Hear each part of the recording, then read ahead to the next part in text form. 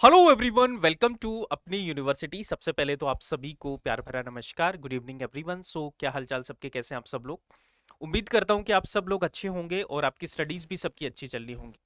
दोस्तों, आज का जो हमारा सेशन रहेगा एक शॉर्ट सेशन है जिसमें हम करने वाले हैं मेन ट्रीटीज बाय द मराठाओं द्वारा संपन्न आपकी जो मुख्य मुख्य संधियां हैं उनको आज के सेशन में हम रिवाइज करेंगे।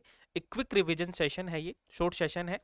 और ये जो हम संधि करने वाले हैं ये मोस्ट ऑफ द एग्जाम्स में आपकी पूछी गई हैं, यानी कि जो पीवाईक्यूज में मोस्ट रिपीटेड आपकी ट्रीटीज हैं मराठा से रिलेटेड, उनको हम एक छोटे से सेशन में रिवाइज करने वाले हैं।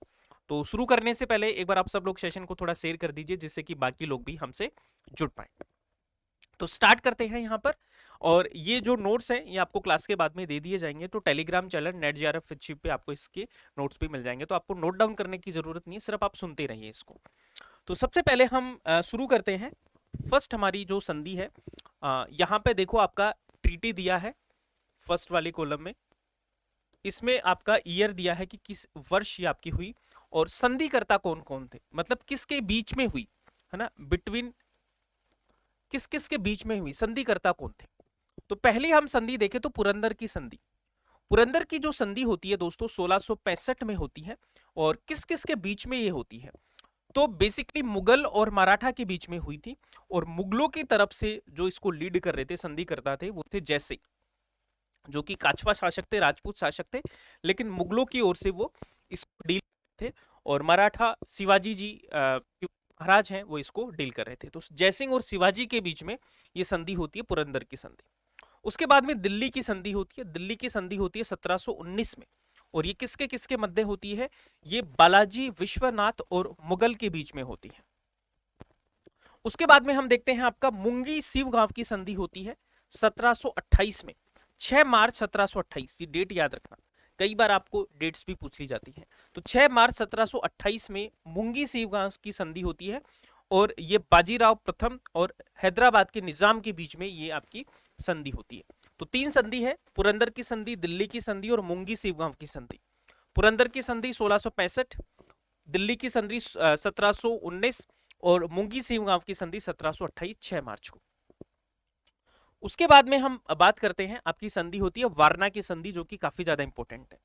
और वारणा की संधि किस किस के बीच में होती है, 1731 में होती है ये संधि, और साहू और संभाजी सेकंड के मध्य, ठीक है, साहू वर्सेस संभाजी सेकंड के मध्य ये आपकी संधि होती है। दुरई सराय की संधि आपकी होती है 1738 में, और किस किस के बीच में होती है, ये बाजीराव प्रथम और हैदराबाद के निजाम के बीच में होती है। बाजीराव प्रथम और हैदराबाद के निजाम के बीच में होती है दुरई सराय की संधि। उसके बाद में आपका होता है वेरी वेरी इंपॉर्टेंट, संगोला की संधि। संगोला की जो संधि होती है वो आपकी 1750 में होती है, और किस किस के मध्य होगी, ये बालाजी बाजीराव और रामराज रामराज जो छत्रपति थे उनके मध्य ये संधि होती है आपकी। तो वारणा की संधि, दुरई सराय की संधि और संगोला की संधि। वारणा की संधि 1731 में, दुरई सराय की संधि 1738 में, और आपका संगोला की संधि 1750 में। उसके बाद हम देखते हैं झलकी की संधि। अब ये झलकी की संधि कब होती है, झलकी की संधि होती है 1752 में होती है। किस किस के बीच में, बालाजी बाजीराव और निजाम हैदराबाद, हैदराबाद के निजाम के बीच में, और बालाजी बाजीराव के मध्य ये आपकी झलकी की संधि होती है 1752 में। उसके बाद में राक्षस भुवन की संधि, राक्षस भुवन की संधि 1763 में होती है, और किस किस के मध्य होती है, ये माधवराव प्रथम और निजाम के बीच में आपकी राक्षस भुवन की संधि होती है। उसके बाद में आपकी सूरत की संधि, सूरत की संधि होती है आपकी 1775 में, और ये किस किस के मध्य होती है, रघुनाथ राव और ब्रिटिशर्स के बीच में होती है।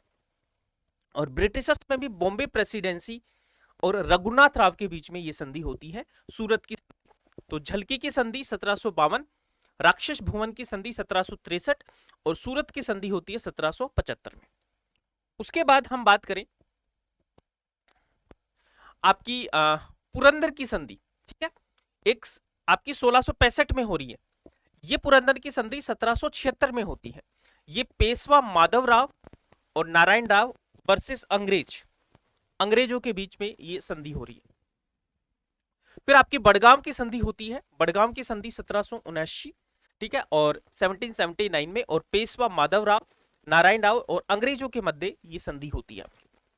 उसके बाद में आपकी सालबाई की संधि बहुत इंपॉर्टेंट है आपकी, 1782, है ना। और यहां पर आपका जो फर्स्ट एंग्लो मराठा वॉर है ना, उसके बाद जो संधि होती है वो सालबाई की संधि होती है 1782 में। और ये किस किस के बीच में होती है? पेशवा माधवराव नारायण राव और अंग्रेजों के बीच में ये संधि होती है। उसके बाद में आपका जो संधि होती है वो है बसीन की संधि। बसीन की संधि कब होती है? 1802 ईस्वी में होती है। 31 दिसंबर 1802 ईस्वी में आपकी बसीन की संधि होती है। और ये बाजीराव सेकंड और अंग्रेजों के मध्य ये आपकी संधि होती है। बसीन की जो संधि होती है वो आपकी कब होती है? 1802 में, 31 दिसंबर 1802, बाजीराव सेकंड और अंग्रेजों के बीच में ये संधि होती है आपकी। उसके बाद में देवगांव की संधि होती है आपकी। देवगांव की संधि कब होती है? 1803 में, 17 दिसंबर 1803 में देवगांव की संधि होती है। अच्छा, बसीन की संधि है वो सेकंड एंग्लो मराठा वार के बाद में होती है 1802 में, बाजीराव सेकंड और अंग्रेजों के बीच में। फिर आपकी देवगांव की संधि होती है 1803, 17 दिसंबर, और भोसले और अंग्रेजों के मध्य ये संधि होती है देवगांव की संधि। फिर सुरजी अर्जन गांव की संधि 1803 में होती है, 30 दिसंबर 1803 में सिंधिया और अंग्रेजों के बीच में होती है। उसके बाद में हम देखते हैं आपका संधि होता है आपका राजपुर घाट की संधि। राजपुर घाट की संधि 1805 में, 24 दिसंबर 1805 में राजपुर घाट की संधि होती है। होलकर और अंग्रेजों के बीच में होती है ये संधि। उसके बीच में आपकी जो संधि होती है वो है नागपुर की संधि 1816, 27 मई 1816 को ये संधि होती है। नागपुर के भोसले और अंग्रेजों के बीच में ये संधि होती है। उसके बाद में आपकी पुणे की संधि है, ठीक है, 1817 में होती है। 13 जून 1817 को पुणे की संधि होती है बाजीराव सेकंड और अंग्रेजों के बीच में। और उसके बाद में मराठा एम्पायर का विलय कर लिया जाता है ब्रिटिश एम्पायर में, ठीक है। तो ये 3 संधि है। राजपूत घाट की संधि 1805, 24 दिसंबर 1805 को। फिर आपकी नागपुर की संधि होती है 1816, 27 मई 1816 को। और पुणे की संधि होती है आपकी 13 जून 1817 को पुणे की संधि होती है, ठीक है। फिर आपका है दोस्तों ग्वालियर की संधि। ग्वालियर की संधि की हम बात करते हैं 1817, 5 नवंबर 1817 को ग्वालियर की संधि होती है। दौलत राव सिंधिया और अंग्रेजों के मध्य आपकी ग्वालियर की संधि होती है।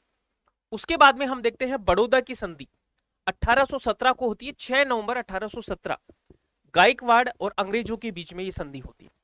फिर आपका है मंदसौर की संधि 1818, 6 जनवरी 1818 को होलकर और अंग्रेजों के बीच में होती है मंदसौर की संधि, ठीक है। तो देखिए ग्वालियर की संधि 1817, 5 नवंबर, बड़ौदा की संधि 1817, 6 नवंबर, और मंदसौर की संधि 1818, 6 जनवरी को होती है।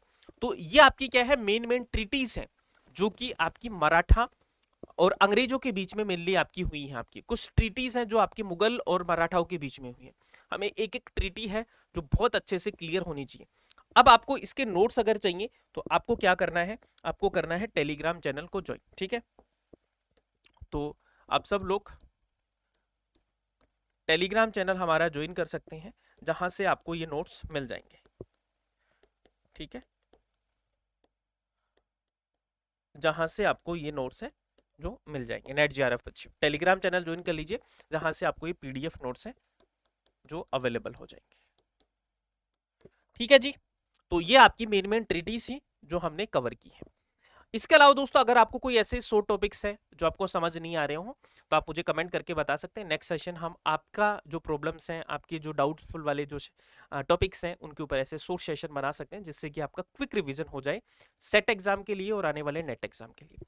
So this is all for today, thank you so much everyone. बाकी फिर मिलते हैं नेक्स्ट सेशन में। आज के लिए दोस्तों इतना ही है। चैनल को सब्सक्राइब नहीं किया तो जल्दी से कर लीजिए। तब तक के लिए keep smiling and keep learning.